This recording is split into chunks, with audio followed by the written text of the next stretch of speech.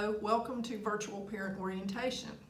In this session, I will be addressing school-wide concerns and expectations, and we will try to answer any questions you may have. We Care was started in 1973 as an outreach program for the community. This church has historically gone beyond the walls to show God's love and care. If you have a need of prayer, let us know. If you need support, let us know. If you need counseling, let us know.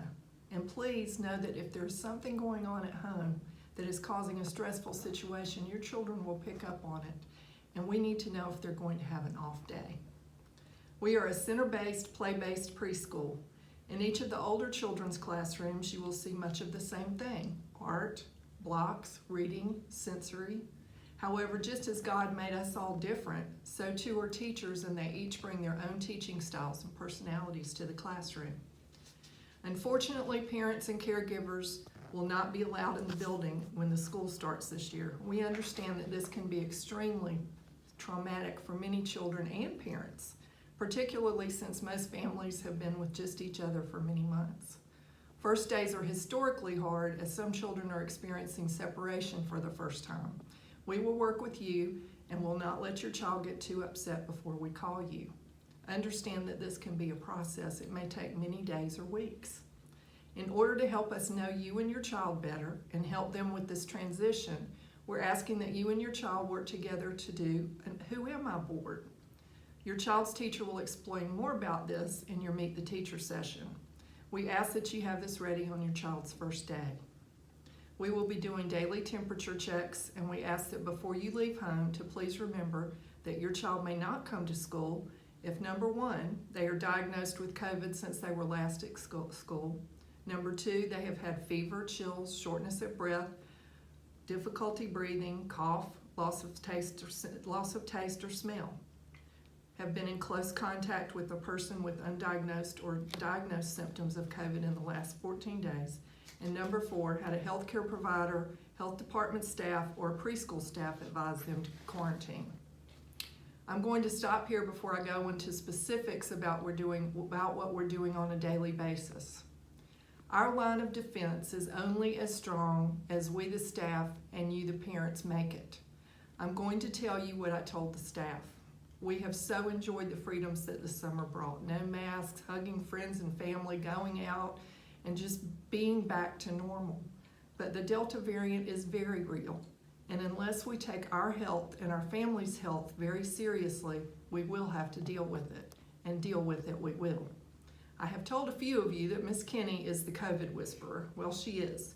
She keeps a notebook that tracks all of our COVID issues and all our quarantine times, and we also have Wake County caseworkers that offer guidance. If you find that your child has been exposed, we ask that you immediately let Miss Kenny or me know via email. We ask that you please have your child tested as soon as possible so that we will know whether to shut down the class. Free drive-through testing is available at North Wake Center beside the Wake Forest Library on East Holding Avenue.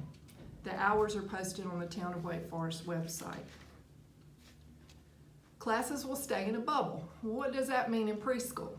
Your child will only come in contact with the children in their class, their teachers or subs, and Miss Kenny or myself. Each class will have their own playground and patio time, bathroom time, and each teacher is encouraged to take the children outside as much as possible.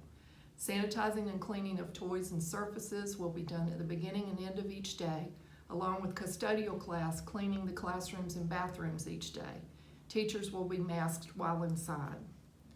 We have staggered times for the beginning and end of the day. We ask that you please adhere to your child's time. This allows us to stay in our bubbles and alleviate congestion in the parking lot and on South Avenue. You will be given a handout with these times, and it is also posted on our website. Our ones and twos parents will need to walk their children to the classroom door or the nursery door, and the teachers will give you more about that, information about that in your classroom session. We do have mandatory carpool for our 2.5 to 3.5-year-old class and our 3 and 4-year-old classes. We ask that if possible, your child be unbuckled before you take your child out in the morning to help limit the teacher's exposure to surfaces. Temperatures will be taken at the car, and the teacher will then walk your child to the rest of the class under the breezeway. If you have a younger child, we ask that you drop off or pick them up at the designated time and wait in the car until you can find time to until your drop off or pickup time for your older child. If you find that you're running late, please text your child's teacher. Miss Kenny and I are running around trying to do things for carpool, and we may not be in the office. At this point, let me also say that carpool is not the time to have an extended conversation with your child's teacher. I understand that you're anxious to know all about their day and what they did, but we have to keep running carpool on time and make sure that we don't have congestion. For those of you with school-age children, you can probably guess that carpool is our most frustrating time of the day. Why do we have carpool rules? Well, the answer is quite short and sweet. It is simply to keep your child safe and so that we can quickly execute the COVID protocols. We'd rather deal with a classroom of crying children than deal with parents that do not follow carpool rules. Now I'm going to list a few carpool rules. North Carolina law does not allow us to buckle your child into their car seat. There's a cone designated spot that you may pull up to at the exit by the exit of the parking lot. Try and have your child's car seat on the passenger side of the car if at all possible. Please use this year's current carpool tag as each teacher uses a different color. You must turn right in and out of the parking lot and stay to the right as you enter the parking lot. We may not block South Avenue in the case of emergency vehicles having to come through. If you are unable to enter the lot because of a backup, you have to circle the seminary. If the parking lot line is long and you are parked, please stay in a spot until the line kind of clears out a little bit. Please be aware of the spacing of your car with the vehicle in front of you and stay as close as possible so that we can get more cars into the parking lot. Ones and twos parents may park in the handicap spaces by the building. And always, dads, hold your child's hand while in the parking lot. Please, please, please, please share all of the carpool information and protocols with whomever will be dropping your child off or picking your child up. Absolutely no cell phones are allowed when you're in the carpool line. You will be asked to end their call. And while I'm on the subject of cell phones, I'm going to get on a soapbox. We hope that with all the new things that your preschooler will be experiencing, they'll be anxious to share their day with you. Let them. Put down your phone, turn off the TV, and talk. Having 3 children of my own, some of my greatest conversations were in the car during carpool waits. If a video had been playing, I would have lost all of those times of communication and connection with my children. When you're with your child on the field trip or on a class picnic, please leave your phone in the car and be with your child. I do understand that you may have other children or situations going on at home, but please give your child your undivided attention as much as you possibly can. They need it and they long for it. Stepping down off my soapbox now. Preschool is a nut-free zone. We have several severe food allergies, so your child's teacher will go over specific needs about stack time. In your packet of information is an addendum to our parent handbook. You can find the complete handbook on our website. I just want to emphasize a few things. Tuition is due at the first of the month. A late fee of $10 is assessed after the 10th of the month.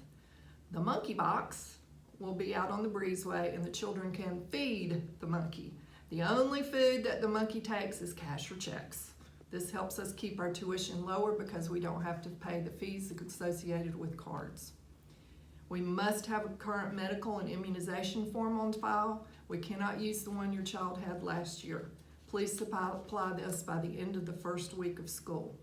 If your child's pediatrician has faxed us, I will email you and let you know that we have received it. If your child has an appointment in the next month, please let your child's teacher know when to expect it. We run monthly fire drills and periodically run lockdown and severe weather drills. In the case of inclement weather, we announce delays and closings via Remind or Facebook. When you sign up for the Remind service, please enter text or email. It's a free service as long as we keep our numbers down. If you enter both, that counts as 2 entries. If Wake County closes, we generally close. If there's a 1 hour delay, we delay 1 hour. If there's a 2 hour delay, we operate from 11 to 1. And let me stop here and remind you that even if we operate on a delay, we keep the same staggered drop-off and pickup times. In other words, if you're supposed to drop your child off at 9:05, if we have a delay, a 2 hour delay, it would be 11:05. However, we all know that Wake County can make mistakes. So there may be an instance where we can open. That is at my discretion. Again, we will let you know. Decisions and text from the office, not your teachers, will be posted no later than 9 p.m. the night before and no earlier than 7 a.m. the day of. Please do not text your teachers, as they will probably know they will not know as soon as you do. Per our policy, we will make up 5 days. These make-up days are offered at the end of our regular calendar year. If a child exhibits such symptoms as fever, pink eye, earache, headache, flu, virus, yellowish nasal discharge, vomiting, or diarrhea, and the illness is diagnosed by a doctor to be other than COVID, they may return to school after 24 hours of being symptom-free without using fever-reducing medicine. Children should be free of fever without fever-reducing medicine for at least 72 hours before returning to school if diagnosed with COVID. If your child is diagnosed with a communicable disease such as pink eye or strep, lice, flu, hand, foot, or mouth, please let us know as soon as possible so that we may alert other parents to be on the lookout for symptoms. No child's name is ever given. I think that's all. I'm sure there are many things that I may not have covered, but again, we do have a parent handbook on our website so that you can reference that whenever you need to. I do thank you so much for trusting us with your children. We look so forward to getting to know you and your family.